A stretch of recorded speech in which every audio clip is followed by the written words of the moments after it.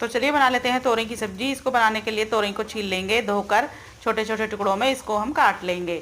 Gravy बनाने के लिए हम ले लेंगे प्याज, टमाटर, अदरक, लहसुन, मिक्सी जार में डालकर पानी डालकर इसको हम पीस लेंगे।